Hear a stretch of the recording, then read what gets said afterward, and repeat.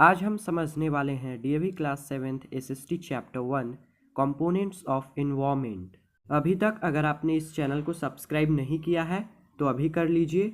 इस वीडियो को लास्ट तक देखते रहिए और इस चैप्टर को अच्छे से समझिए। तो चलिए चैप्टर को स्टार्ट करते हैं। Environment in its true sense can be defined as all that surrounds us। मतलब इन्वायरमेंट का वास्तविक अर्थ यानी हम इसे ऐसे डिफाइन कर सकते हैं जो हमें घेरता है, हमारे आसपास की चीज़ें। Environment is our basic life support system. It provides the air we breathe, the water we drink, the food we eat and the land where we live. मतलब इन्वायरमेंट एक ऐसा सिस्टम है जो कि लाइफ को सपोर्ट करता है।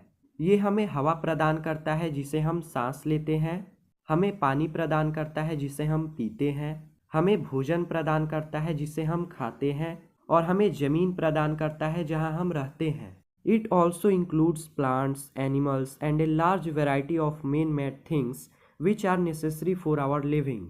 मतलब इसमें पेड़ पौधे, जानवर और मनुष्यों के द्वारा बनाई गई अलग अलग चीज़ें जो कि हमारे जिंदा रहने के लिए ज़रूरी हैं, वे सभी शामिल हैं। दस environment has both natural and man made elements. मतलब इस तरह से इन्वायरमेंट में प्राकृतिक और मनुष्यों के द्वारा बनाई गई चीज़ें होती हैं। The natural environment can be further bifurcated into two groups, that is the physical environment and the biological environment. मतलब नेचुरल इन्वायरमेंट को दो ग्रुप्स में बांटा गया है, फिजिकल इन्वायरमेंट और biological environment.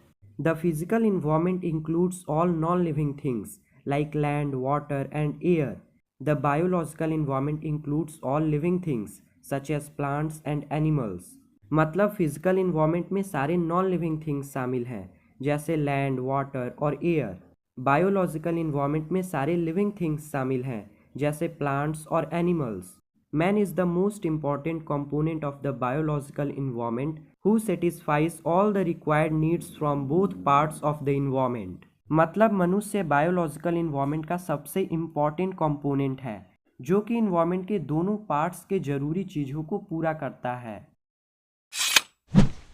The two components of the natural environment, that is the physical and the biological, are largely interdependent and can not be separated. मतलब natural environment के दो कंपोनेंट्स, फिजिकल कंपोनेंट और biological component, एक दूसरे पर निर्भर हैं और इन्हें सेपरेट नहीं किया जा सकता। Any major change in the physical environment is bound to bring a change in the accompanying biological environment। मतलब फिजिकल इन्वायरमेंट में कोई भी बड़ा बदलाव बायोलॉजिकल इन्वायरमेंट में बदलाव लाता है। The change can be sudden और ग्रेजुअल। मतलब बदलाव अचानक भी हो सकता है और धीरे धीरे भी हो सकता है। For example, the development of soil takes years together and can not be visualise through our senses. On the other hand, some changes are very sudden, like the changes brought about by the occurrence of an earthquake or volcano etc। मतलब मिट्टी के विकास में कई वर्षों का समय लगता है और हमारे हिसाब से इनकी कल्पना नहीं की जा सकती है। और दूसरी तरफ कुछ बदलाव काफ़ी अचानक होते हैं, जैसे भूकंप के आने से होने वाले बदलाव या ज्वालामुखी के विस्फोट होने से इत्यादि। Now four spheres of environment. अब हम इन्वायरमेंट के चारों क्षेत्रों के बारे में पढ़ेंगे। The natural environment can B broadly divided into four spheres, that is lithosphere, atmosphere, hydrosphere and biosphere. मतलब नेचुरल इन्वायरमेंट को फोर स्फीयर्स में डिवाइड किया गया है, लिथोस्फीयर, एटमोस्फीयर, हाइड्रोस्फीयर और biosphere. Each of these is unique in its own way and supports others in sustaining life forms on our planet called the Mother Earth। मतलब इनमें से प्रत्येक अपने तरीके से यूनिक है और धरती पर जीवन को बनाए रखने में एक दूसरे का समर्थन करते हैं और इस तरीके से अर्थ को मदर अर्थ यानी धरती माता कहा जाता है।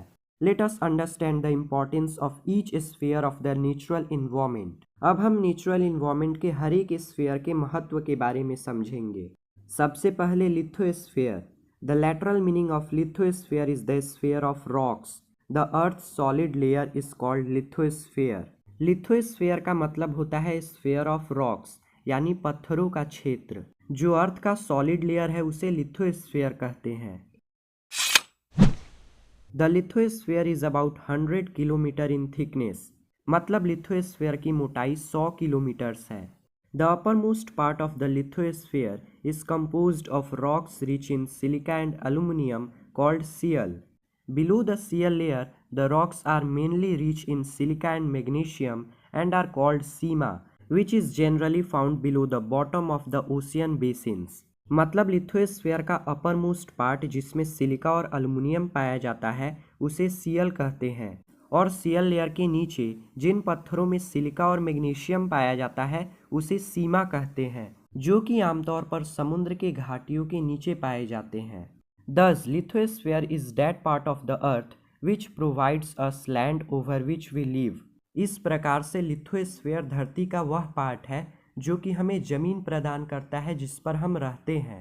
It provides soil for the plants and is also a source of all the material wealth. मतलब ये पेड़ पौधों के लिए मिट्टी प्रदान करता है और ये सभी पदार्थों और द्रव्यों का स्रोत है। Now atmosphere. The literal meaning of atmosphere is the sphere of air. Atmosphere का मतलब होता है स्फीयर ऑफ एयर, यानी हवाओं का क्षेत्र। The atmosphere is composed of a mixture of gases which forms an envelope around the earth. मतलब atmosphere अलग अलग गैसेस के मिक्सचर से बनता है जो कि अर्थ के चारों ओर एक घेरा रचना बनाते हैं। It is a gaseous envelope extending about 1600 kilometre above the earth surface.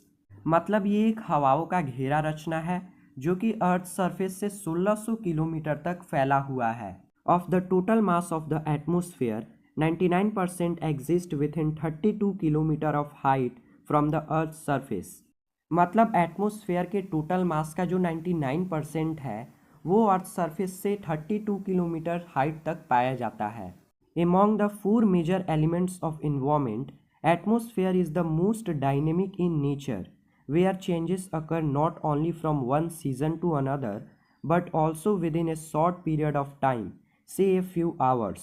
These sudden changes produce changes in atmospheric conditions which affect our life both directly और indirectly. मतलब इन्वायरमेंट के चारों एलिमेंट में से एटमॉस्फेयर सबसे ज़्यादा डायनेमिक है, मतलब गतिशील है, जहाँ चेंजेस केवल सीज़न टू सीज़न ही नहीं होते बल्कि शॉर्ट पीरियड में भी होते हैं, जैसे कुछ घंटों में। और ये जो अचानक से चेंज होता है ये एटमॉस्फेरिक कंडीशन में भी चेंज लाता है, जो कि हमारे लाइफ को डायरेक्टली और इनडायरेक्टली अफेक्ट करता है। इस वीडियो में इतना ही। आगे के 2 टॉपिक्स हम नेक्स्ट वीडियो में पढ़ेंगे। तब तक के लिए चैनल को सब्सक्राइब कर लीजिए। मिलते हैं अगले वीडियो में।